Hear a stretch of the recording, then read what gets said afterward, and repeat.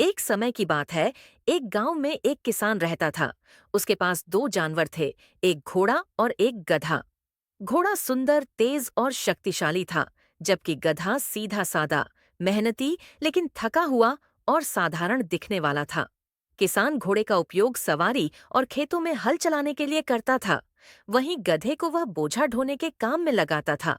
कभी अनाज की बोरियां, कभी पानी के मटके, तो कभी लकड़ियों का गट्ठर। दोनों जानवर किसान की सेवा में लगे रहते, लेकिन उनका जीवन एक दूसरे से बहुत अलग था। घोड़ा अच्छे तबेले में रहता था, उसे भरपेट खाना मिलता और किसान उसका विशेष ख्याल रखता। दूसरी ओर गधे को बाहर खुले में बांध दिया जाता, उसे सूखी घास मिलती और दिन भर का थका देने वाला काम करना पड़ता। एक दिन गधा बहुत थक चुका था। वह मन ही मन दुखी हो रहा था और सोचने लगा, मैं भी मेहनत करता हूँ, लेकिन मुझे कभी घोड़े जैसी देखभाल और सम्मान नहीं मिलता। शायद मेरी किस्मत ही खराब है। अगली सुबह किसान ने दोनों जानवरों को तैयार किया।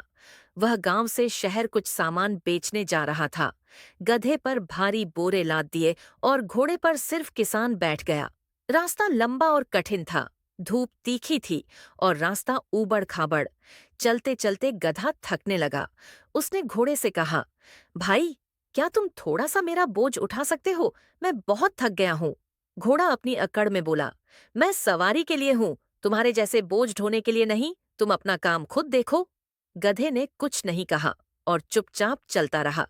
लेकिन कुछ दूरी चलने के बाद वह इतना थक गया कि अचानक गिर पड़ा।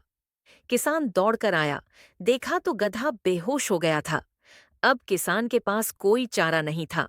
उसने गधे के ऊपर से बोझ उतारा और पूरा बोझ घोड़े पर लाद दिया।